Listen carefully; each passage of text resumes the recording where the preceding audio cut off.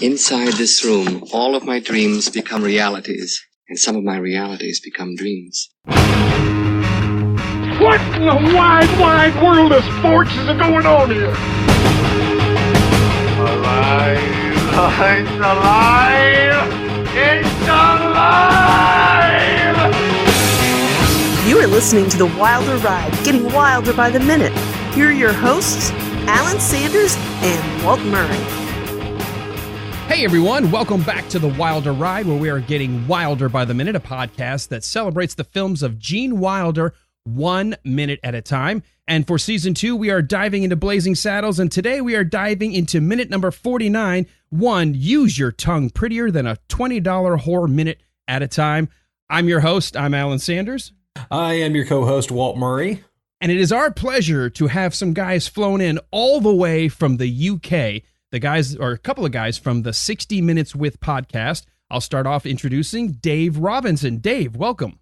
Hello. I did expect first class, though, not economy. Come on. Well, you know, the podcast isn't quite as far along as we hoped at this point, so sorry for the baggage class. Also joining us, we have Ben 44. Hey, Ben. Hey, how you doing, guys? All right? Doing great. Glad to have you with us. Oh, thanks for inviting us on. Honestly, I've been so excited for, well, a good couple of months now, I think, since you asked us to come on. So, yeah, it's been super excited. So, well, yeah. Let's go ahead. Before we set the stage for minute number 49, we're already in the midst of the Mongo Bard brawl scene. Dave, let me go to you first. We always, when we have a brand new guest join us, I always kind of want to get an idea of your background of the film and where it kind of falls in your pantheon of movies. I know you're a huge movie watcher, so do you remember the first time seeing Blazing Saddles? I do, yeah. I can't remember what year it was, but I remember watching it at probably too young an age at the cinema. And it was on a double bill with Monty Python and the Holy Grail over here in the UK. Oh, that's a great double feature. That's a great double feature, isn't it? Yeah.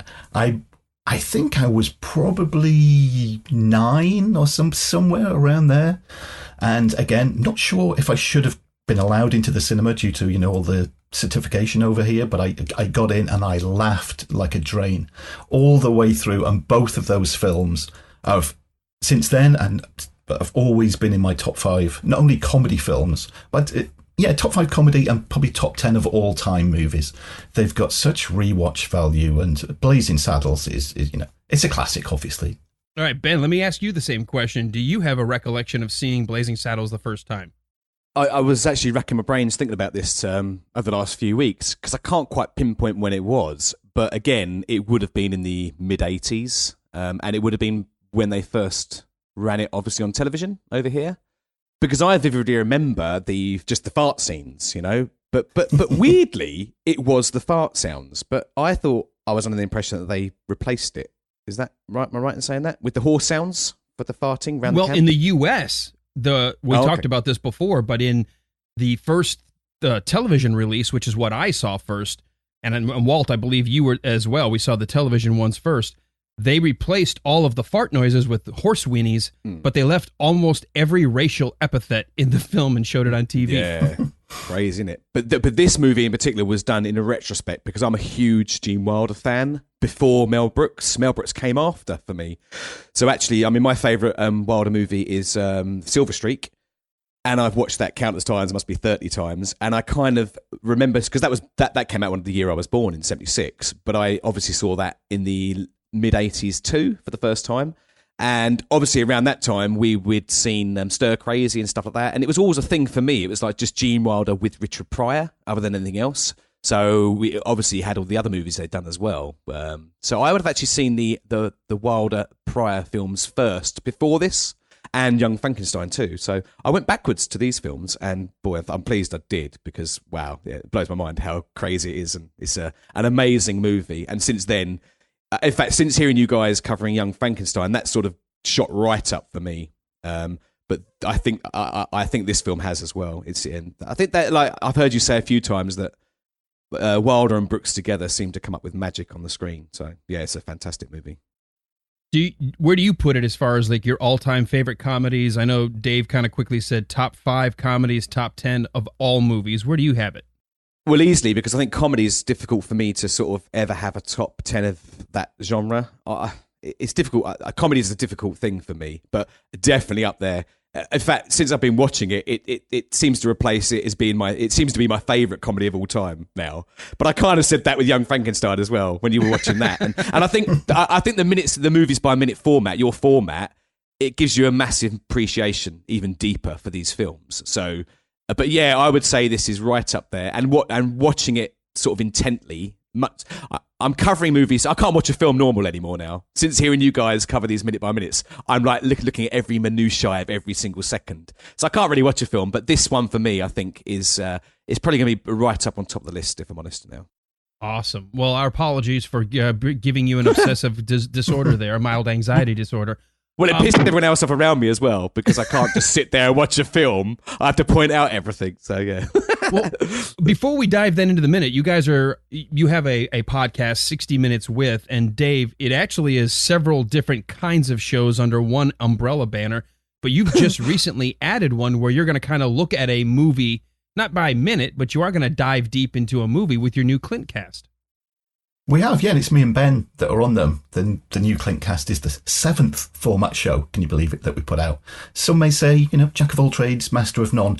We like to call it an audio buffet of entertainment, is the best way to put it. Well, you do, Dave. It sounds a bit snobby, but yeah. Well, we just call that being English. Yeah. We sip tea and have cucumber sandwiches while talking about Clint Eastwood. Clint Eastwood just shuddered. I just see Clint just like, shut up. Yes. Something terrible just happened. Get off my lawn. I felt as though something terrible happened, as if a million voices cried out in terror and were suddenly silenced. Oh my goodness.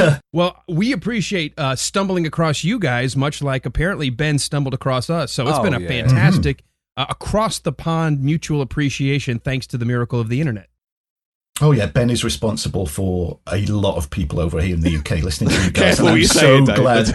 I'm so glad that he pimped you out. We're putting it all on Ben, so it's his fault. It's weird, isn't it? It's one of those ones I can zone out of a podcast quite quickly if the hosts themselves don't have a certain kind of charisma. So God knows why I've lasted this long. The wild ride. No, I'm joking. You guys are awesome. But it's the rapport between you two. Do you know what I mean? And I think we get a lot of feedback on our show that people like listening to, not really particularly about the subject matter sometimes. They like to hear more about us themselves. So, yeah. And I think you're very similar to that. Oh, well, it's a good problem for us to have, because a lot of times we have no idea what we're talking about, so. Oh, no, us too either. No, they got a fucking clue. Oh, I just swore. Sorry, we'd had to swear. I've been holding that in for the last 10, 15 minutes. Oh, by the way, that's totally fine. I'll take care of all that on the backside. Oh, good. Bugger fuck.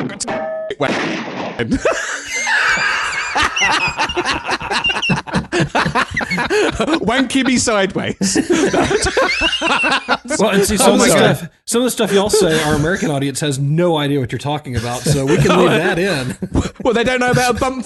Sorry, even I forgot what it is now. I have to ask my girlfriend.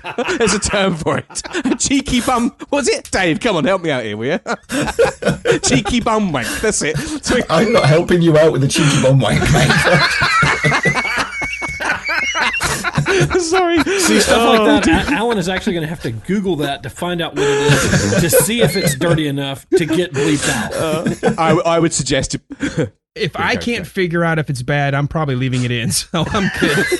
We'll be banned in Europe, but we'll be fine in Europe. Dave, we didn't tell them I have Tourette's, so I do apologise. It's a good time to find out. That's great. We're going to have all that brand new audience that Ben's been cultivating in the UK, and they're like, oh my God, I thought this was a safe for work podcast. Oh my God. Oh, superb. All right, well, let's go ahead and dive into this minute then, since we are in the midst of Mongo really taking over the entire bar in Rockridge. He's ridden into town. And Walt, I'll go to you first on this one, because we're going to open this minute with sign, please, as Bart is dressed like a Candygram deliverer. And we're going to end with, wait a minute, that's it, of course. And we're going to stop mid-sentence. So, Walt, let's continue our discussion about what's taking place here in the... How did he get all these guys to be behind the piano? Well, he's Mongo. He's a beast. But don't you think they would have all run? I mean, and there's bodies strewn throughout the frickin' saloon. If you see, they're slumping on the stairs. They're hanging right outside of the door and across apparently a stack of bar tables and chairs. So Mongo must have beat the hell out of a bunch of people. Oh, yeah, and there's one guy who's folded in half on top of a railing right by the door. Right. I mean, he has caused mass destruction. I think the guys that are trapped behind the piano may have gotten off easy. Do you think they ran behind the piano to, like, hide because he saw what he was doing to the guys initially in the bar? Possibly. But, Mongo is such a beast that he just kind of takes over when he shows up. I think that, we've seen from everything from him riding the ox into town to dealing with all these guys. He's just an animal. For our guests today, Dave or Ben, you can jump in. I know you weren't part of the earlier minutes this week watching Mongo ride into town, but I do need to get sort of your buffer perspective of your first thoughts of seeing Mongo literally riding in on a bull with yes and no on each butt cheek. I think that's a great introduction. I think you know straight away what kind of a character is and that you're not going to mess with him. You see anybody riding into town on a bull, you're going to give them a wide berth, aren't you? Ben? Oh, yeah, absolutely. I just... what does it say on the backside again? Was it yes and no? It says right? Yes on one side and no on the other, which you probably... I know you didn't listen to those minutes, but that's actually something that in the 70s, buses used to, like the school buses picking up children, before they had the automated arms and the little stop signs that would come out to keep you from passing a school bus, the school bus would literally have a yes or a no on which side you're allowed to pass a school bus. So this is an older joke that a lot of the newer audiences may not understand. And even if you don't understand it, I think it's still funny as hell. Yeah, absolutely. But he's also got to be quite intelligent to actually be able to ride a bull, wouldn't you say? And yet he's come across. He's meant to be a bit. I mean, the name itself is obviously used in a. I'm going to be careful what I say here. Where's the name Mongo come from? I've actually got it in my notes here. There was actually a Cuban jazz musician, I believe, called Mongo Santa Maria. And that's the joke of the guy that you see the Mexican a few minutes back. He's like, Mongo Santa Maria. Dip, dip, dip, dip, dip, and he like takes off. That's actually a shout out to a Cuban musician. Yeah, I mean, he's not actually... This guy is not actually that big, is he? Do you think? Alex Karras, he was a defensive lineman for the Detroit Lions. What does that mean? Hey, it means he's big. Yeah, he just. I mean, he's big, but he's not. If you compared him to like the Jaws character in James Bond, and the same guy, of course, played in Silver Streak. Yeah, that guy's humongous, and I think of like some of the pro wrestlers that are much. So Karras is big, but he's not He's not a monstrosity. He's not scary looking either, is he? Not really. I don't know that I'd want to mess with him, but he to me isn't as intimidating as the character comes across. Yeah. And I've never seen this guy before. I do apologize, but was he in much else as well, acting wise? Did you ever get the television show in the late 80s or early 90s, Webster? No, I don't remember that. No, Okay. I don't remember that either. It may not have been one of the exports worthwhile to head over to the UK, but Alex Karras plays a dad of a family, and they adopt a little kid who's sort of like, he has the same sort of disease as Gary Coleman, so he never really grew up. Not necessarily a little person, but he never actually grew beyond, I think, 4'5" or 6". He was a very short little kid. Oh, okay. So... they keep aging, but the body doesn't. Sorry, no. Is that right, Rand? Yeah, they right. age within a smaller body. Yeah, that's right. Yeah. And I don't know how well that show would have translated. It was kind of an American family type of show. I think Different Strokes might have translated. Well, that was huge over here. I mean, we had all the American shows over here. I mean, I would say most of my watching growing up would all be American TV shows for the most part. Really? Probably the same. Yeah, absolutely. Yeah, I mean, we just had... Well, I thought our TV was crap over here back in the day. Yeah. Well, that's so funny because I grew up watching Monty Python and stuff like that. Yeah, but that wasn't... Yeah, that was more adult though, wasn't it? I suppose. I think like Different Strokes and stuff, or we had like the Cosby Show, obviously, and all that stuff. We had just all sorts of American TV shows. But it's the same for you, Dave, I'd imagine as well, wasn't it? More American based. Yeah, Mork and Mindy, Happy Days. Yeah, cool. Everything like that. A-Team, all sorts. Yeah. So watching those shows. I mean, like obviously, Mork and Mindy, you knew was not the typical American family. I mean, not many of us grew up with an alien in our house, as far as we knew. But I had Alf. Yeah, that's true. So we had that as well. Yeah. But how did that influence how y'all saw Americans in America? Like, because if you grew up watching American television, I mean, that had to kind of shape your view of what we must be like. It gave me an early taste for hamburgers, I'll tell you that. Because every American show, they always got a burger. And yeah, I blame American TV for my love of cheeseburgers now. That's the first thing, definitely. I think the humour transcended well. The thing is, there's a few, obviously, when there's calls to something that is uniquely American, if it's like a name of somebody, maybe an American sports star or politician or something, that would go over our heads. But for the most part, all the humour hit really well. I just trying to imagine you receiving our TV shows from the same era. It just, what sort of stuff did we have going? Things like, That I think that goes to show. I can't think of any TV shows I growing up as a kid really that were British made, as in things like that. We didn't have a Happy Days equivalent. Well, how about the young ones? But again, that was more adult, wasn't it? But more adult TV. And I mean, I watched stuff like my parents probably didn't get the fact that I was watching shows that were more adult in tune.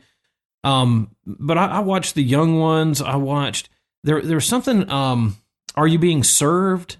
Oh, you did get that sort of stuff. We got that on PBS, which is a public broadcasting. And I always I didn't watch it regularly, but I probably watched a show every couple of weeks or so, and I always thought that was pretty funny. Yeah, you obviously got Fawlty Towers, stuff like that. I mean, that's my Fawlty Towers. I really Fawlty Towers, like. absolutely. Yeah, I love John that Cleese is show. a hero of mine. Well, I had Blackadder. Yeah, I just read John Cleese's book on like his biography, and it is really fantastic. And Blackadder was always good. And so we did watch some British comedy coming up. I think here's what I think happened more than anything. Too many people in Hollywood have no new ideas on their own, so they would go watch British television and go, oh, well, that's a cool little show. But if we gave it a lot more money and changed the title and put a different spin on it, we can make it our own. And I think they stole a lot of those shows. And make them last way more many seasons. Generally speaking, because I mean, over here we tend to have people like Fawlty Towers lasted 2 series, so 12 episodes. The same with things like The Office, but you'd like to sort of milk your shows over there with as much money as possible. Like The Office US, which was brilliant. I actually love The Office US. I'm a massive Gervais fan as well. But that went on for how many seasons? What, 12? Yeah, it's at least that many years of misery for me because I hate it. My wife really loves it. Did you ever see? Absolutely loves it. And I'm like, I listen. I'm trying to like it. I'm like, I can't identify with any of these people. Yeah, at all. see, I've listened. I've watched the entire series probably 2 or 3 times, and it really I can go through that and go, oh yeah, I worked with that guy at this company. I worked with this guy, and of course, a lot of them I'm like, that was my team at IBM, and so I can really buy into both the British version and the US version. But one show that I really, really liked was Extras that Ricky Gervais did. And that's superb. I'm a massive Gervais fan. Yeah. He's really interesting because that show Extras really was never, that, as far as I know, duplicated in the U.S., but that should have gone on 10 more seasons. I mean, they did such a great job with that show. There is a philosophy over here about this too. For these great shows like Fawlty Towers, things like that, they do tend to just have maybe 2 seasons, like I said earlier, and maybe a Christmas special. I think that way there's no chance of it becoming not as good, if that makes sense. Because they, in their own rights, they're so layered, those shows as well. You can rewatch them, and so much comes out of them. And in fact, I'm pleased we were talking about Gervais because I am a massive fan. I think thinking about movies like Blazing Saddles, because that's what we're talking about. I like going down the rabbit trail. But yeah, I think anybody who could maybe make a film like this nowadays would be Gervais, because he gets away with... he sends across the same message in a lot of his stuff with regards to race and all that sort of stuff, you know? I remember, have you had a chance to see something called Derek? That's another TV series he did. No, I haven't seen that one. That's wonderful. And of course, whenever anything new comes out from Ricky Gervais, everyone's in uproar. Oh, it's disgusting. He's doing this. He's been offensive to that, offensive to this and all that. But they say that half the time without even watching it first or even understanding the premise of what it's about. And that's about a guy who is a little slow, okay? But it's more about, it shows the people around him how people treat those sort of people, and it sends out the opposite message as such. I find it really hard to explain. It's a bit like Blazing. It's a bit like somebody saying, well, Blazing Saddles is a racist movie. You know, you're missing that point totally, you know? But I would definitely advise go and watch that. He's done a few shows, but all of his shows tends to be like that, where it's 2 series, maybe a Christmas special here and there. And I don't know why, but that is a bit more of a standard way we do it in the UK, I think, than as opposed to the American way. Some of our streaming stuff is headed that way, you know, because Netflix will do 6 or 10 episodes of something. And that seems to be a little bit easier to binge and a little bit more palatable. It also gives you a little bit of a sense that they're not going to run out of material. And I think that's an issue when you have a 21, 22 week run per season of a show. And I've been rewatching some old Cheers episodes, and I love that show. And for some reason, they had the right formula that, from probably the last 2 seasons weren't as great, but they maintained a high level the whole time. But that is so rare. Well, absolutely, and in fact, you have a big team of writers, didn't Yes. you, for your shows out there, whereas stuff like The Office or Extras comes from 1 or 2 minds generally. You know, it's Gervais and Stephen Merchant. So it's 2 guys doing all the material pretty much. Yeah. Do you know what I mean? So it's very different where you have a whole team Like of I said, writers. we steal the idea, throw a whole lot of money at it, and say, look what we can do now. Yeah. Yeah. One that really did well over here and has done well everywhere, and I love it. I know people who hate it, but it's Friends. That bridged the gap for the UK. I think everybody... What am I trying to say? I have no idea what I'm trying to say half the time. But Friends was our Friends came from a show that was actually in England first, wasn't it? Really? This Life? I think so. I thought Friends was a ripoff. Oh. Well, we had a show called This Life in this country, which starred 6 characters, very similar, had a coffee shop. No, Do you don't remember that. I've never seen an episode of Friends either. Brilliant. Believe it or not. It's fuck me. Sorry. How is this even possible? Coupling. That's it. Coupling. That's it. That's the one I was thinking of. Coupling. That is the British version. You're right. But that came out after. I got it backwards. Coupling was trying to do something similar. Yep. And by the way, I thought Coupling was at least as good, if not better, than Friends. And my wife and daughters love Friends so much. Not only do we own all the seasons, they continuously binge them to the point where they know what happens like moment to moment in any person's life. I pulled up a Friends trivia app and I couldn't stump them. I'm like, you should really be focusing on more important things in your life. I just never, I could watch an episode of Friends here and there, but I just never could get into it. No, but I think what Alan's saying about Coupling as well, it died off. I think it lasted about 6 years maybe. It's when the Welsh guy left. It dropped the ball a little bit. For me, it dropped the ball. I think it was a total of 5 years. It started in 2000, and I think it ended in like 2004, somewhere in there. Yeah. Did you ever see it, Dave? Because we never spoke about it.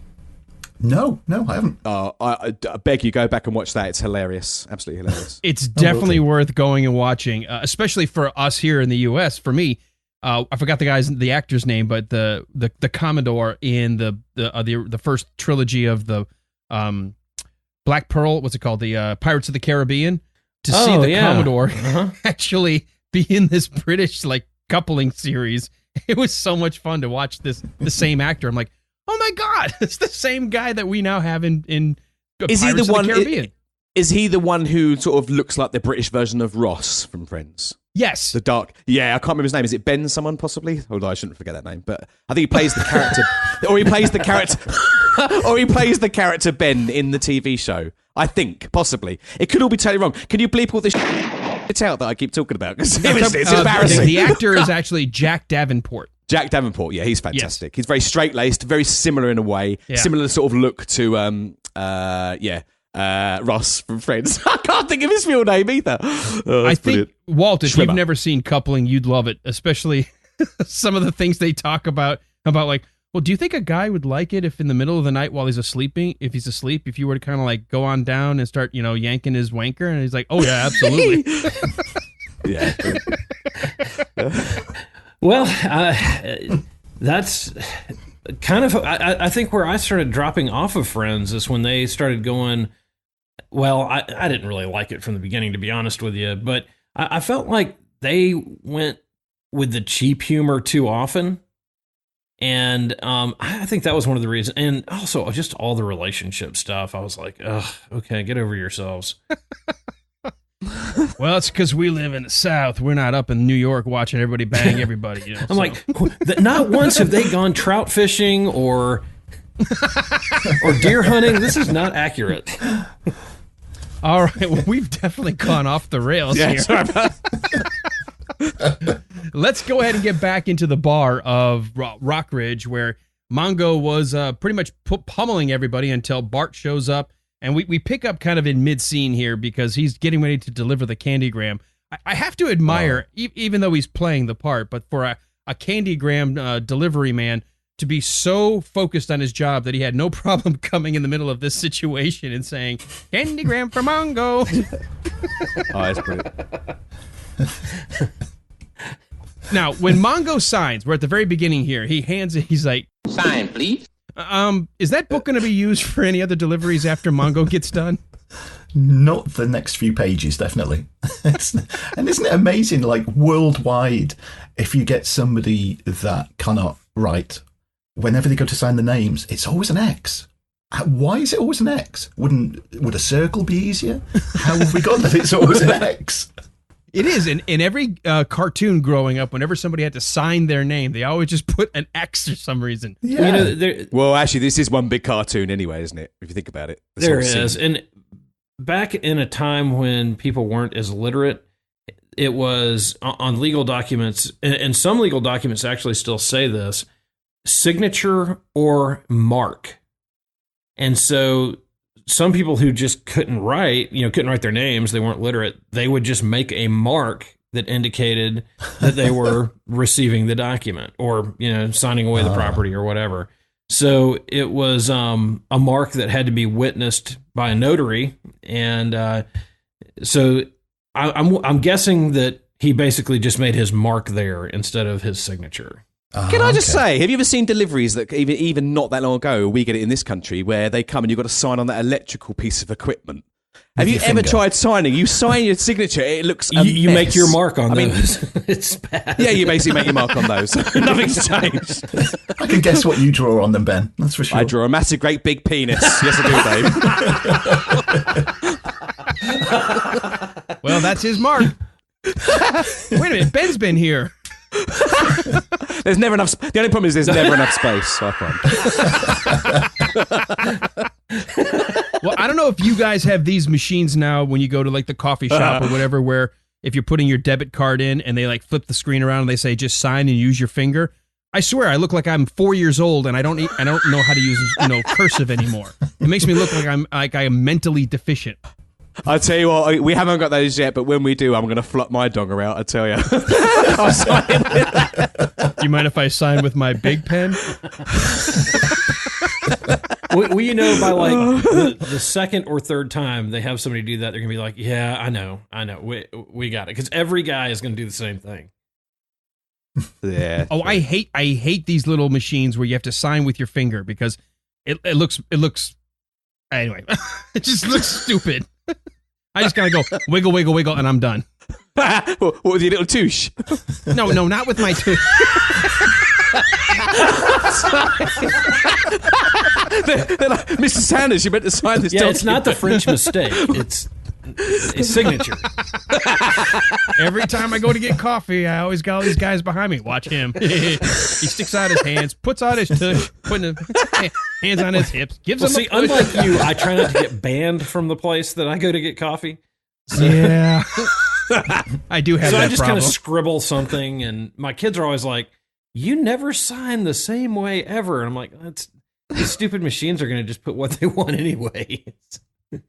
Yeah. You know, when Mongo signs with that X and he's tearing through all the pages, I often wondered, I'm glad you brought up the thing about the put your signature or your mark. I remember that now that you brought it up. But I always thought it was a joke about, they always say sign at the X, and people go, oh, sign X. Okay, fine. And then they're just copying where the little X is on the form. Yeah, that is the other thing. I am a notary, which I don't know if y'all have that in England, but I basically have I have to take a little, I have to go through a booklet and then sign this thing and take an oath. And now I can certify people's signatures. So it makes the document legal. So there's a whole segment of this book that talks about what is acceptable and what's not. And it actually has a portion on people making their mark and whether that's acceptable or not. And I have to certify their mark if they do, and I get to have somebody do that. But it is kind of crazy. I didn't even notice that, but it does look like he just kind of scribbles an X or something there. What about in Wales, Dave? In Wales, nobody can write in Wales. Even an X is difficult. So Wales is where doctors all come from. So nobody can read anything. Yeah, we just draw the penis like Ben. That's it. It's simple as that. They're like, yeah, that's Dave. Yeah, I certify that is his mark. Yes, bent round like a banana.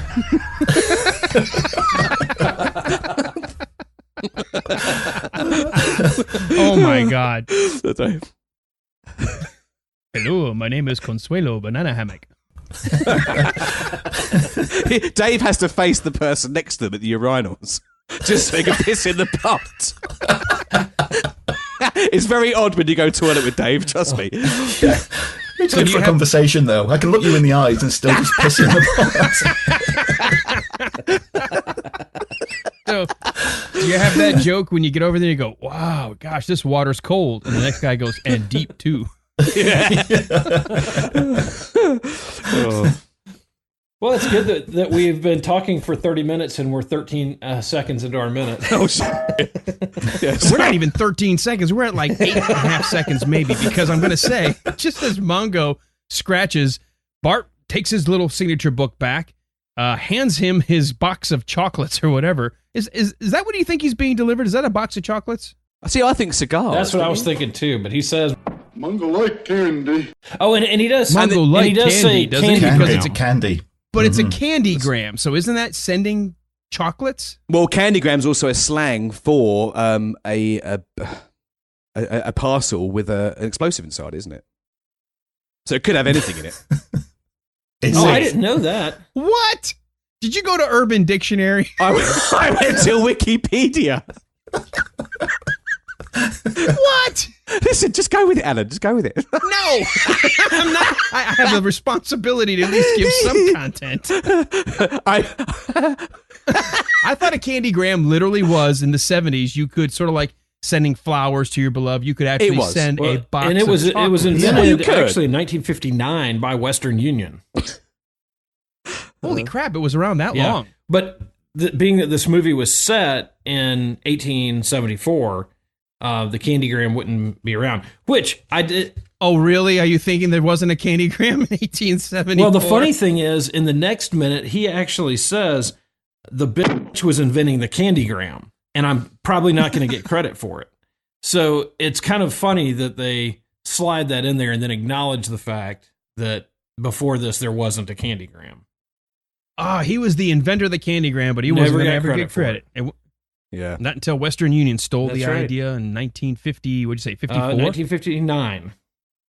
1959. But he is wearing a Western Union outfit, because you can see that on the wings on his hat.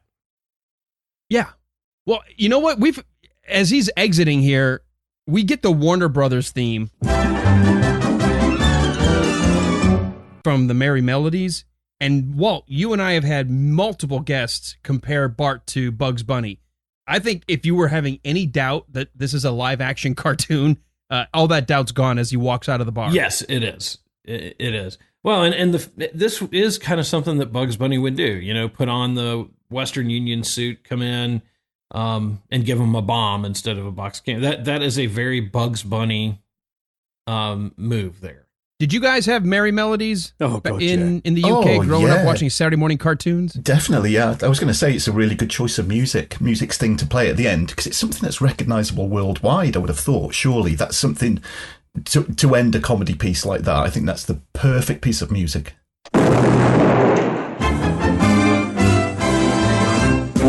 The sheer fact it's a wacky cartoon explosion as well, like from an Acme type thing, Wile E. Coyote thing as well. Having the Looney Tunes thing going on, that's something expect. Wouldn't it have been easier though if he'd have drugged the candy instead of the explosives? I mean, what if he got the explosives wrong and he blew off his head or something? Wouldn't you know? Personally, I would have tried to have drugged him. Well, I need to ask a question as well, skipping forward slightly. How does it catch him exactly? What do you mean? How does it catch him? Well, because he walks out, doesn't he, at that point? At this point, we're talking about to the backdrop, by the way. Oh, okay. Yeah. How does he, after he blows him up, how does he retrieve him? Well, and this may be a good time for the little insert here that this was actually the first of 3, and I didn't realize that until Alan brought this up when we were preparing for this. Same here. But there are 2 other attacks on Mongo that he perpetrates. Mm-hmm. Yeah. Okay. Well, let's go ahead and we'll progress through that. Let's finish up then attack number 1, because I actually wish the theatrical release had all 3, because Bart defeats him 3 different ways. First with the Candygram, we're going to see when we talk about it. Next with a sort of a boardwalk arcade game, and then he defeats him with a confusing him with diving for buried treasure in the local well. But in this one, as we're wrapping up, I do like how as Bart leaves, he purposely does almost that Bugs Bunny, like something's about to happen walk, and then you see him put both fingers in his ears as he takes that sharp left out of the door. Yeah, that's some good Bugs Bunny foreshadowing. Mm-hmm. And then you got Mongo. This is I think this is the 8th now breaking of the 4th wall, because Mongo looks directly at the camera when he says, "Mongo like candy," and then he looks down, and as he pulls it up, this is one of those things where you only notice it when you're going like frame by frame. That explosion actually doesn't come out of the box. It doesn't look like it, does it, at all? Yeah. No, it comes from just below camera frame. It's between the camera and Mongo. But it's a big giant puff of black smoke, almost like that theatrical smoke you would see a magician use when he's about to like disappear from the stage. And it's just a big puff of poof. And then we have an immediate fade to black. Now, let's go ahead and dive into the outtakes, because as was mentioned, because Ben was wondering, well, how does he go back and retrieve Mongo? I think what we're supposed to just assume when we see him next minute or later, is that Mongo must have been knocked out, and Bart was able to drag him, probably with the help of several of the townspeople, over to the jail. Mongo's invincible, by the looks of it. Yeah, he's sort of a dumb version of Superman. Yeah. But the second one, and Dave, I know you and I were chatting about this earlier as we were getting ready for our recording today. You have a DVD copy that actually included these outtakes, so you were familiar now with these 2 different other ways that Bart defeats Mongo. Yeah, I mean, this is one of the great things about DVD and Blu-ray now. Like I said, the first time that I watched it was at the cinema, and then I owned it on VHS and just wore the video out. But now with all these extras on DVD and Blu-ray, seeing this stuff for the first time was incredible, and having no idea that with most films, stuff's cut out of it. This stuff that it's not going to be included. But seeing these was a real eye-opener. And like you, I so wish they'd have been put in, because it just adds to this ongoing thing of trying to capture Mongo. But the thing is with them is it looks like just Mongo falls for anything. He could have laid a trail of candy into the jail and he would have probably followed it, wouldn't he? He just... Before E.T. and the little Reese's Pieces, we have the little M&Ms, and here he goes. Yeah. Mongo like candy. And just do that. So there's an endless way you could have caught him. All right, well, Ben, when you had a chance to go watch these outtakes, were these brand new to you, or had you seen them somewhere before? Brand new, totally. So I watched them before we started recording, and I love every one of them. Why would they be cut out? Just timing, possibly. It does take up an extra few minutes, doesn't it? I suppose it does. It adds about. But it 3 makes minutes. But it makes it more cartoony. That would have been even more cartoony if they kept all three in. I think.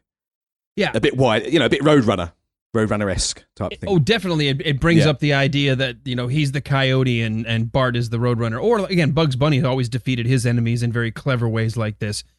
For those folks who have never seen the outtakes, they are available via YouTube. You can go out there. In fact, on today's episode, I'll include the link so that way you can go out and watch these, including in the link that I'm going to share. It has the outtake showing how they redid all the audio for the campfire scene, and you hear all the horse whinny instead of the fart noises. But in and around a minute and 45 seconds into the outtakes, we see a mannequin sheriff, full size, standing there, and as Mongo's walking down the street, we hear, I'm the marshal in this here town. You're a big fat fairy. As soon as he says that, Mongo goes to reach for his gun, and then all of a sudden we hear, Hold it. If you want to draw on me, put a quarter in the machine. And as both Ben and Dave have indicated, Mongo being dumb enough to say, oh, okay. He goes over to the other side where it's like a mini arcade. He puts the quarter in and he sits there and he's like, all right, now. Ready? Now draw on the count of 3.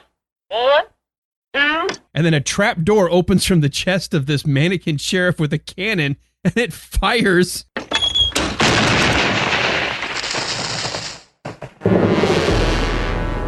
3.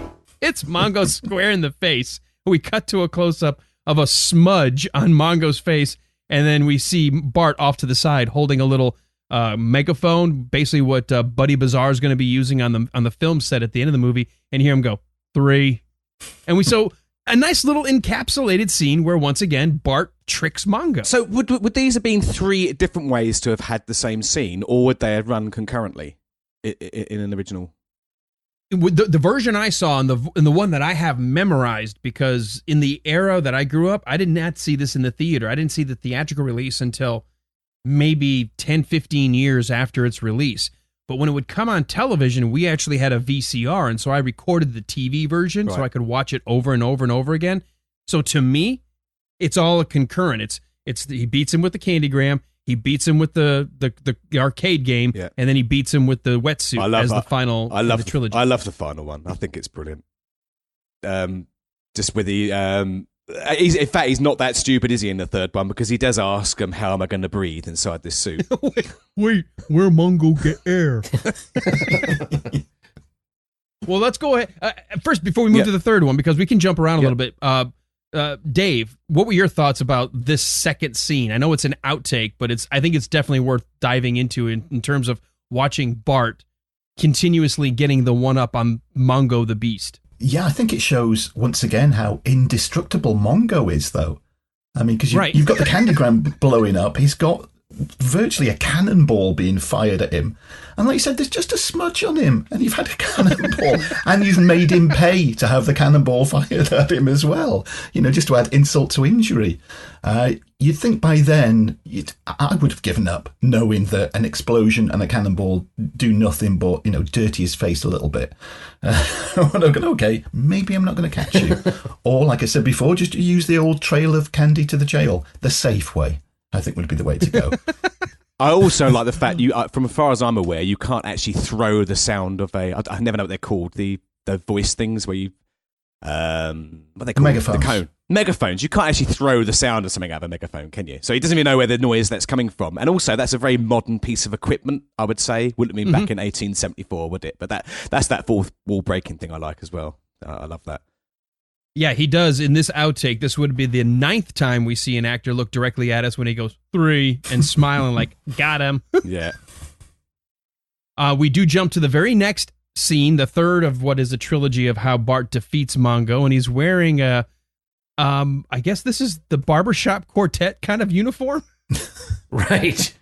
He's got the little straw hat. He's got the red and white striped jacket, and he's sitting there going, Step right up, ladies and gentlemen, and Mongos, dive, dive, dive for buried treasures. This is the exact spot where the Spanish Armada was sunk by the British Navy, leaving millions and millions in Spanish doubloons at the bottom of the sea. Spanish balloons? Right on. Mongo, take chance. He's got quite a bit of equipment, hasn't he? If you think about it. I wonder where he stores it all. Because, he's got it to hand. It's just there, And he must have built that, built this. It's quite elaborate, isn't it? The stuff he's using, as well. But is it a well he's putting him down? Is it a well? Or yes. Yeah. Yeah, I should imagine I love it. A diving suit as well. A diving suit must be one of the hardest things to find in the Wild West. In 1874. Wait, you're trying to say that in the middle of the American desert, we don't have a full diving suit available? Yeah, it's not something that's a normal wardrobe piece that you would have. A diving suit with Now, I want you to know that this diving suit would have been, it's not anachronistic. This would have existed. The first diving suit designs appeared in the early 18th century. Wow. 2 English inventors developed the pressure-proof diving suit in 1710. Wow. You guys over there in the UK were already way ahead of most other people. We're pretty intelligent people over here, believe it or not. Nobody would guess that from this episode, Ben, with me and you on it. Yep. Well, we had to dig deep to find people that were more like me and Walt.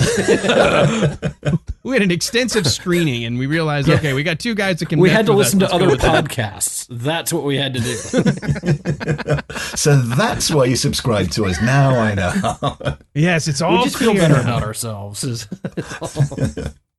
Now, and by the way, because this suit was technically accurate, the line that Bart has here when Mongo does ask, Where Mongo get air?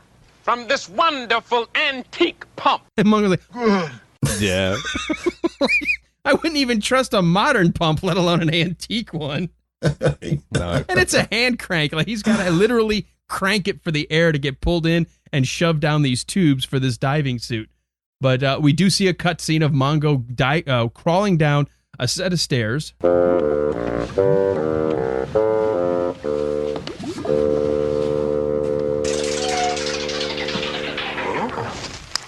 Time for my lunch break.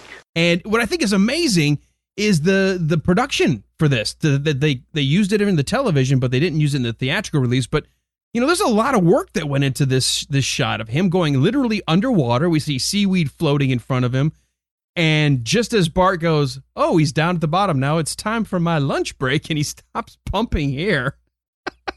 We see Mongo start tugging on his air hose, and then the little sign drops down for more air. Deposit 25 cents.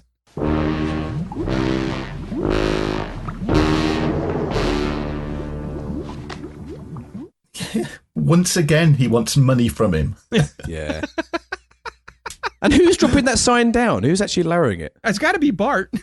Yeah. Yeah. Even though he's on his lunch break. Well, I think what you guys said, and Dave, I think you said it, it would have been a constant reinforcement that this is very cartoonish. This is everything we saw Saturday mornings with Bugs Bunny, Roadrunner, all these kind of sight gags just in live action. And maybe Mel just thought, you know what, we don't need to keep doing it. We've already seen the one cartoon Candygram. We can move right on. I just love these 3. I love how Bart defeats him 3 different times.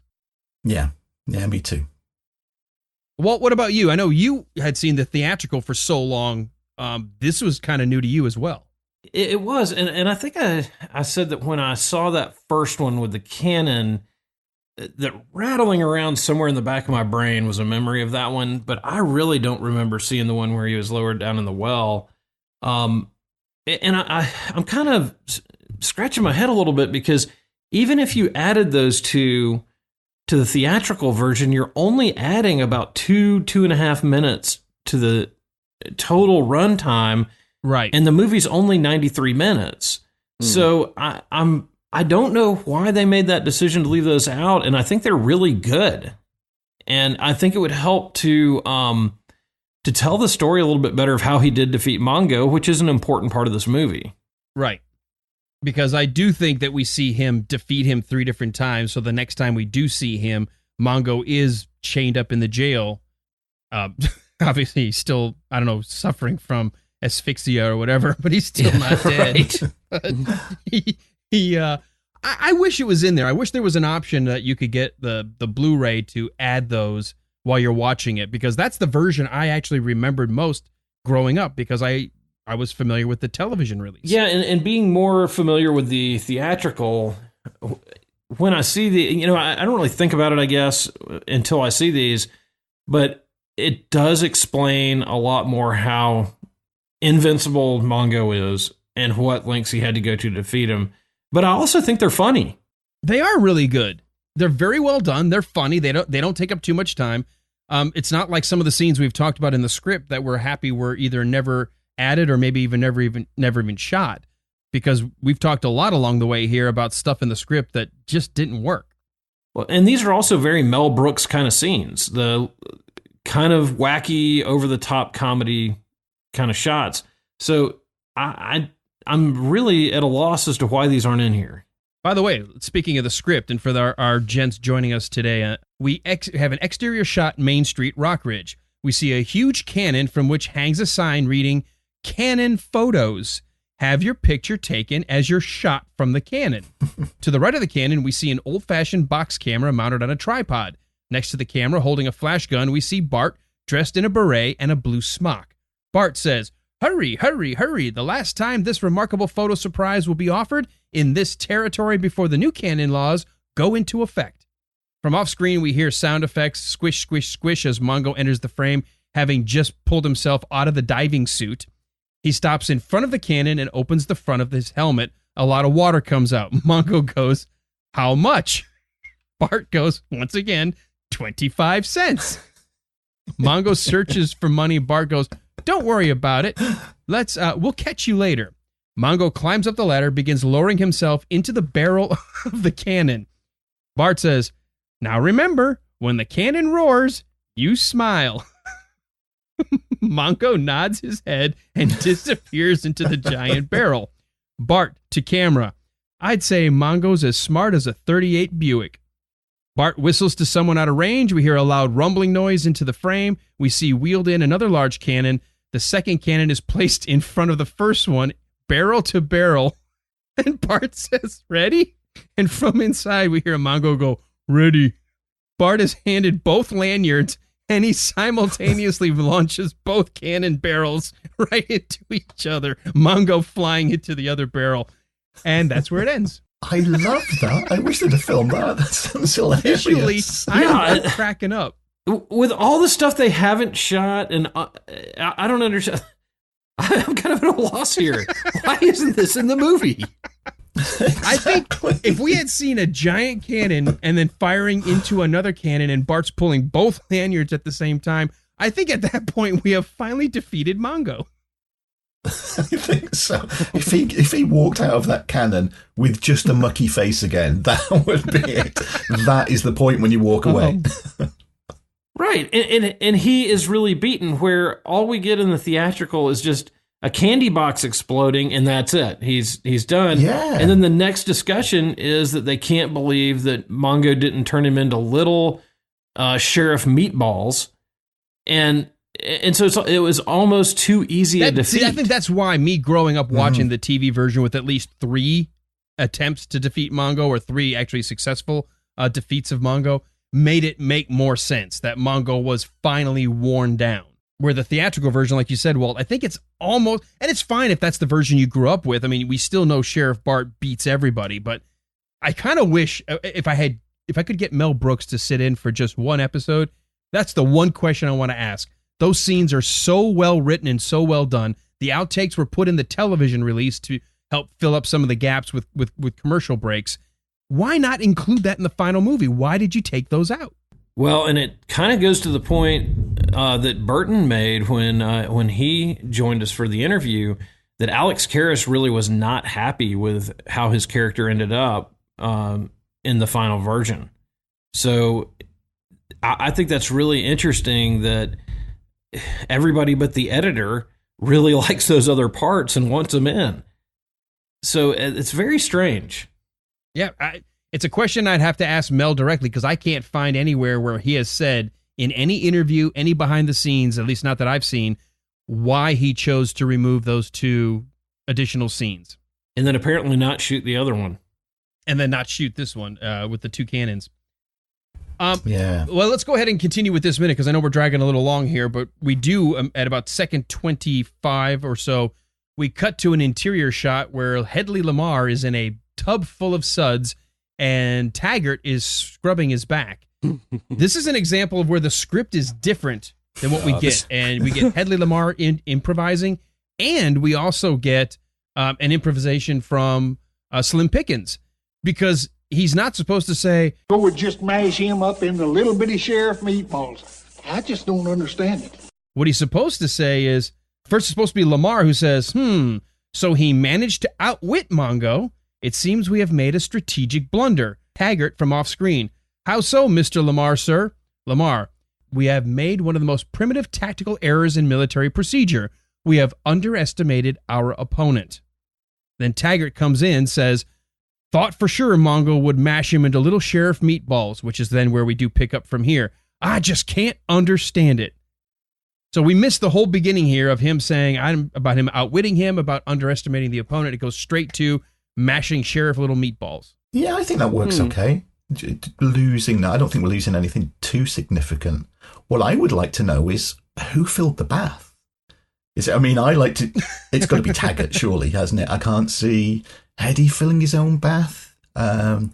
So as well as who filled the bath, and this is for all 3 of you guys, who filled the bath? Where is Taggart when Hedley gets into the bath, undresses and gets into it? And it's obviously not the first time he's washed him either, is it? No. This reminds me of you and Dave when we went away that time to Spain. Yeah, you made me fill the bath then, didn't you? And you scrubbed my back. And that wasn't a loofah, Ben. It wasn't a loofah. See, that's a big difference between American podcasters and English podcasters. We would have none of that. We're having none of that. Well, this is actually, in terms of the time frame, this is correct. There wasn't indoor plumbing or anything. You would just have literally a tub, and you'd bring in pails of water. Now, sometimes there'd be fire of some kind, a heat source underneath to keep the tub water hot, or you'd bring in hot water and fill up a tub, and you would just get in it. So this is very accurate. Yeah, I remember. This is showing my age. When I was a kid, we had a tin bath. And we used to fill it up. We used to heat kettles of water up, and then fill the bath up, and it'd be in front of the fire. So yeah, You couldn't get it that bubbly back in those days. You could not get it that bubbly. We don't know what they were doing. No. Certainly, somebody was frothing up that water. Did you ever used to do that as a kid when you would put like the bubble bath and stuff in, and it would all start to eventually disappear? So you learned. If you kind of like shook your hand across the top of the water really fast, you'd kind of get bubbles again. What are you talking about? It wasn't across the top of the water. Ben was shaking his hand. That's for sure. Look, I was a kid at the time. I wasn't doing what you're doing, Ben. I'm literally talking about the top of the water. You'd use a whole like tub of the bath foam as well, wouldn't you? You'd go through a whole bottle of Mr. Bubble. It all disappeared too. But I don't ever remember it getting this thick. Yeah, and this is almost like shaving cream or something that they're using there. I don't know what soap they're using because it is soap bubbles. We're going to see later into tomorrow. But yeah, this is very thick, heavy bubbles in this tub to help show us the attorney general of this territory taking it easy and trying to figure out what is he going to do next.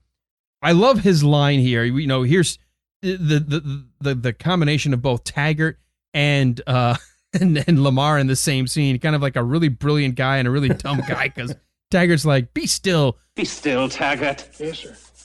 My mind is a raging torrent, flooded with rivulets of thought, cascading into a waterfall of creative alternatives. God darn it, Mr. Lamar.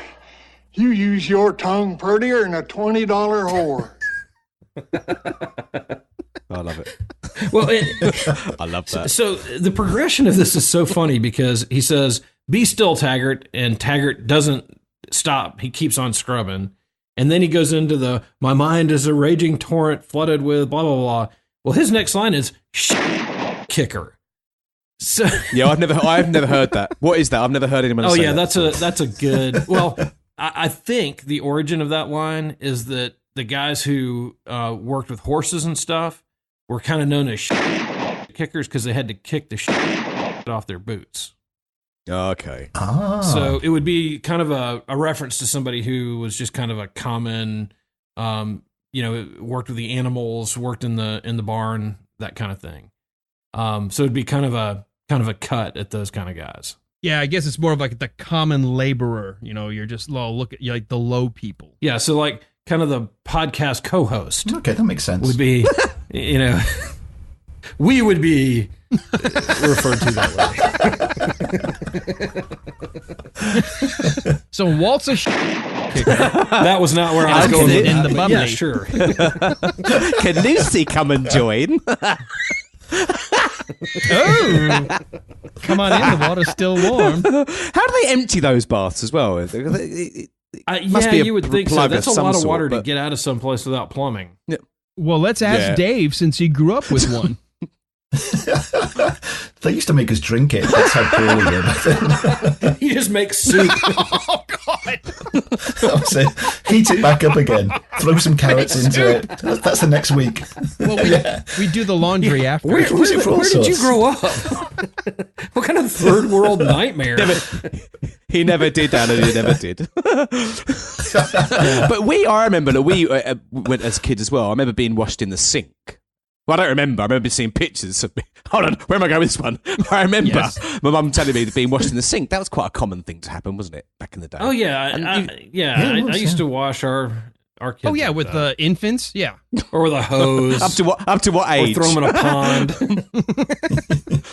Well, Dave, no, seriously, did your tin tub that you grew up with that you remember having to heat up kettles of water, did it have a plug, or was it something where it was close enough to a window that you would just tip it out? No, a plug was no good because it was in the living room in front of the fire. So if you just pulled the plug, you'd be like Mongo. You'd need that diving suit then because your living room would be filling with water. From what I remember, you'd have to get a bucket and then you'd sort of scoop the water out and then empty it either down the sink or outside. Oh, wow. Talk about so is this something you guys like bathe once a month? I'm every day. I'm every day now. It was a good excuse to be dirty. It was too much hard work to have a bath. Exactly, yeah. You work up a sweat just pouring your own damn tub. That's it. You didn't need a Fitbit or anything like that back then. You just had a bath and then had to empty it. You got more than enough exercise. You did. You burning all your calories just pouring a damn bath. That's it. That's how you measured your fitness, by how many baths you had in a week. Okay. I got to tell you guys, I grew up in the South. I got a lot of redneck family. I've never had to bring a hose in the house to get a bath. Yeah, no, me neither. Well, from what I understand, there's a lot of sheep where Dave comes from. Oh, yeah. Yeah, Well, they have many uses, don't they, Dave? They do, most of which I could not describe on this show without being bleeped. Well, I've always reminded people, I'm like, you ever see those pictures of like shepherds and there's like that one sheep at the very edge, like looking over a cliff? I'm like, why do they always put a sheep at the edge of a cliff? Because the sheep's smart enough that if you're behind it and you're trying to push, it wants to push back.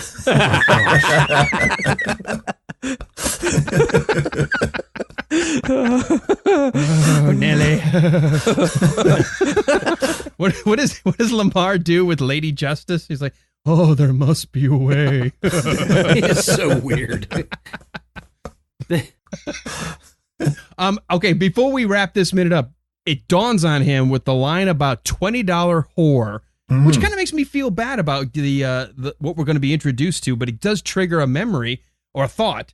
I have an idea. So something about the $20 whore has Hedley Lamar all excited. That's an expensive whore as well, isn't it? I was going to say at that time, $20 was a lot of money. I did the inflation on it. Have you guys checked the inflation? I was just about to look. Go ahead. I did it. It's so $20 $20 in 1874 was the equivalent in 1974, when the movie was released, of $86.49. Oh, no, that's about average.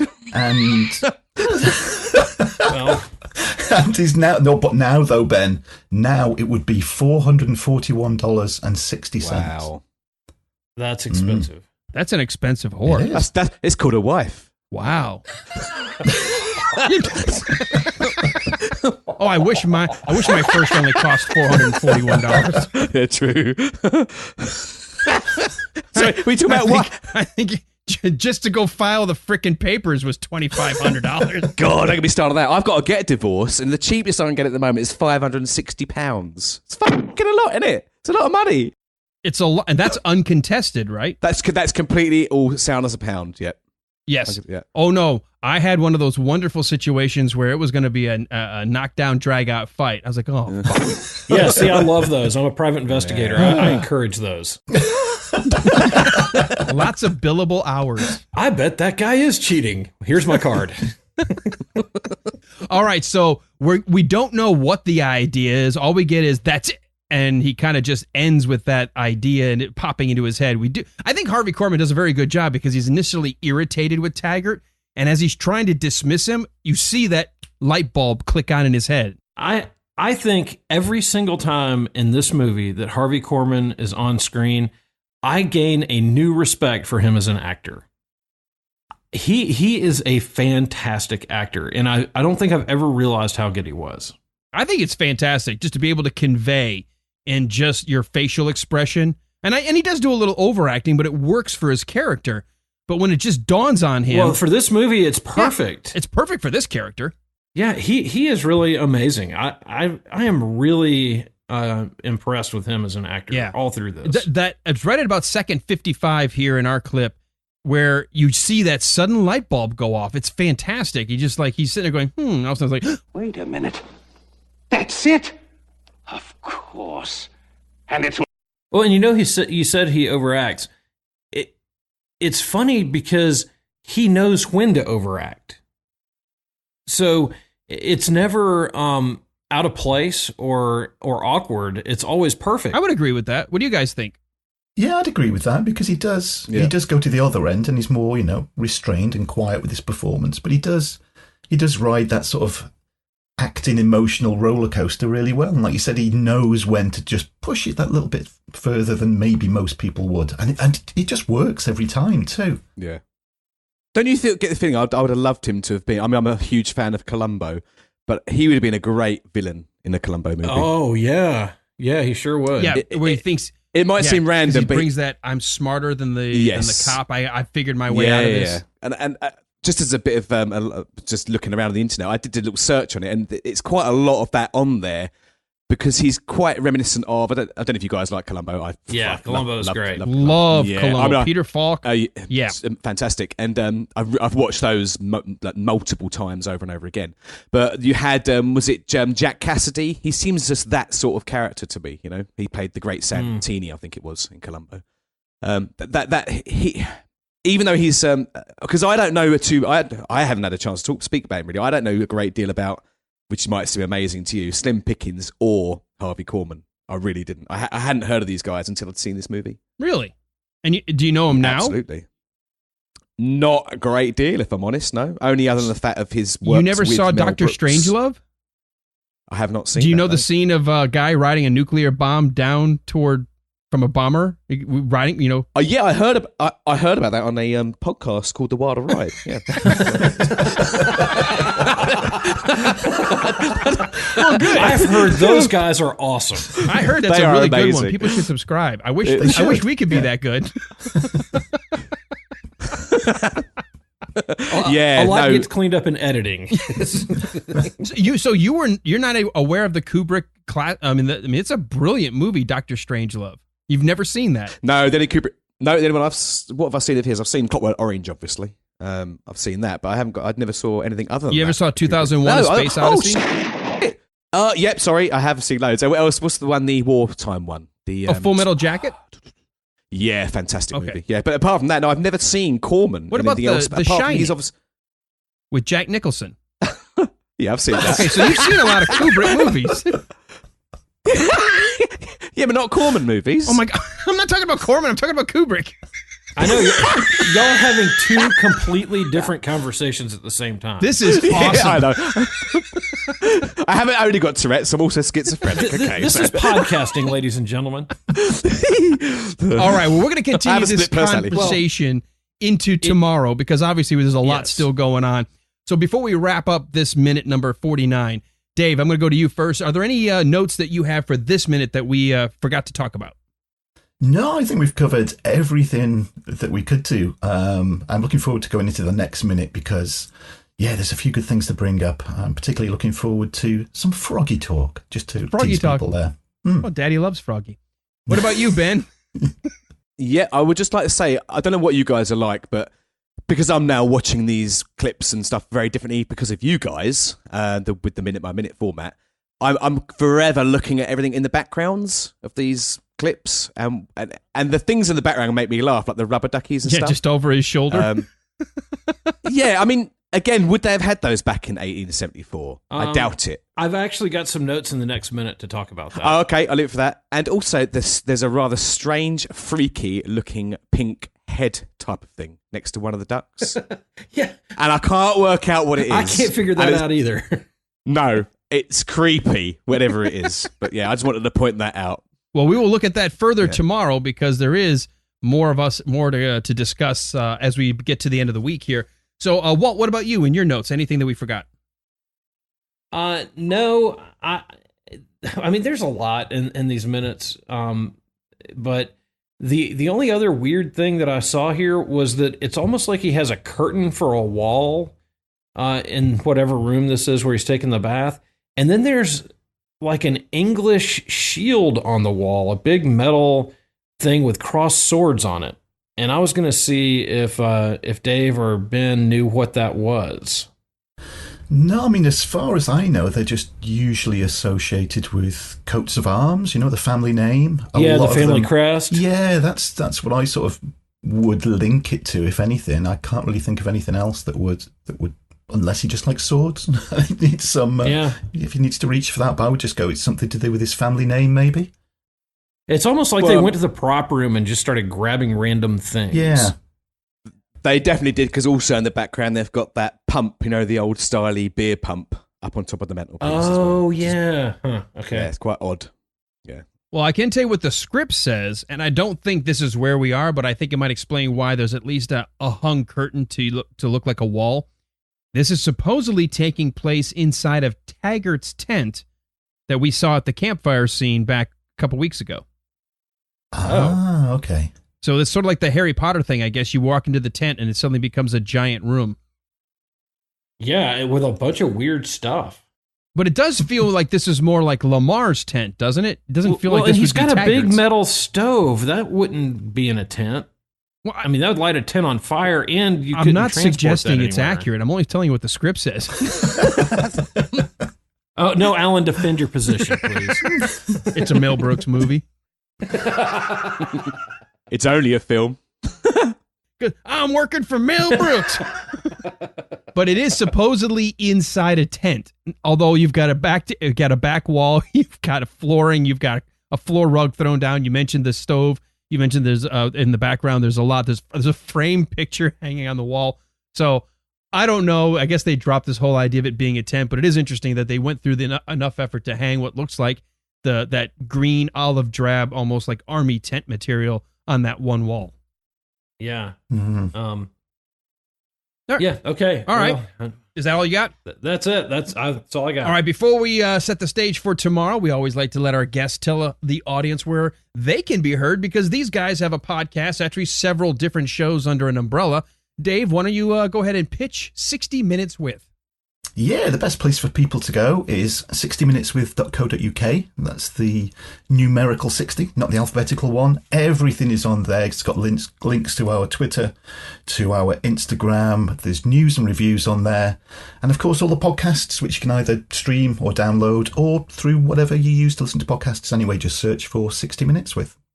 And Ben, I know you're a part of several of those individual shows. Why don't you give a quick plug for where people can hear more about you? Where do they hear about me? Just rambling load of nonsense generally. It's Dave who does most of the podcast. He's on every single one of them. To be honest, you just can't get enough of Dave. But I pop up sort of once a month on the ABC of Gaming, which is it's on the same feed, isn't it, Dave? 60 minutes with. Yeah, everything's on the same feed. It's all there, isn't it? You can't hear me anywhere else other than on that. And as I say, that's it, innit? Where else can you? Well, the ClintCast. The ClintCast. Good God. Well, I've forgotten about it. It's been so long. No, with the ClintCast as well, but it's under the same banner. 60 minutes with. We'll be getting that. We'll get that up and running properly shortly. We'll be covering the first A Fistful of Dollars movie, Clint Eastwood movie. So that'll be coming up shortly. So yeah, I cannot wait. I love that movie. You do that. You do have a pilot though that people can go now listen to your sort of introduction of who you are, and you did a great background of sort of like an overview of how Clint Eastwood grew up and slowly made his way into the movie business. So I actually learned a little bit about Clint thanks to that. Oh, that's good to hear. Yeah, it's a good episode. Especially the term spinner. Oh yes, midget spinner. Yeah. I wonder what kind of game you play. So anyway. Walt, what about us? Someone who's stumbling upon our podcast for the very first time because they just happen to search out Dave or Ben and they go, oh, they're showing up on this show? What is this show? Where can they learn more? Well, I would encourage you to go out to our website, thewilderride.com. And the great thing there is that you can go over to our guest page and you can find out about these two guys, all our other guests, find where you can find them. You can also find our Twitter feed, our Facebook link, and everything you need to know about me and Alan. And definitely spend some time there. And you can go back and listen to last season where we covered Young Frankenstein or some of our other stuff that we've covered. And come back tomorrow for minute number 50. It's Friday. We're going to cap out the week. Continuing this scene, we left off with Hedley saying, and it will. So we'll continue with will work. And we'll end the minute with the bitch was inventing the Candygram. But to find out what that's all about and everything that happens in between, you've got to come back tomorrow for this, The Wilder Ride. Well, it's good to have you kickers with us today.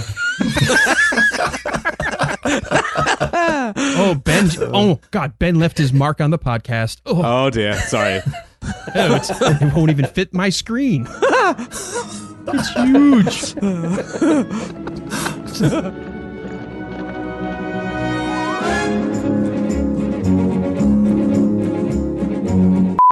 Just quickly, do I need anything to record this, or do I just sit back and? Well, so you've ignored every one of the messages. I haven't ignored it.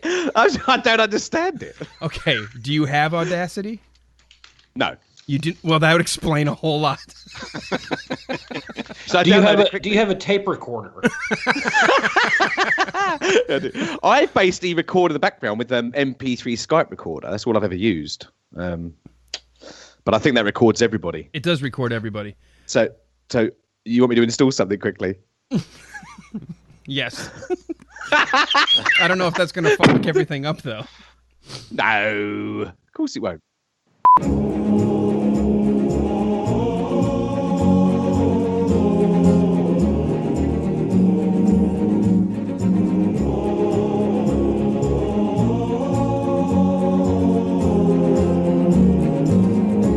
Dave's going to send me his audio. Walt will send me his audio. So technically, I'll have your audio as well. Just if anybody steps on top of you, I've got no choice but to use the muddy audio. No, that's fine. Well, just let me speak only then. just everybody else shut up. I'll just speak a monologue for 4 hours. No. Right, so I'm booted up here then. Yeah, so let's have a look here. Conquered fear and become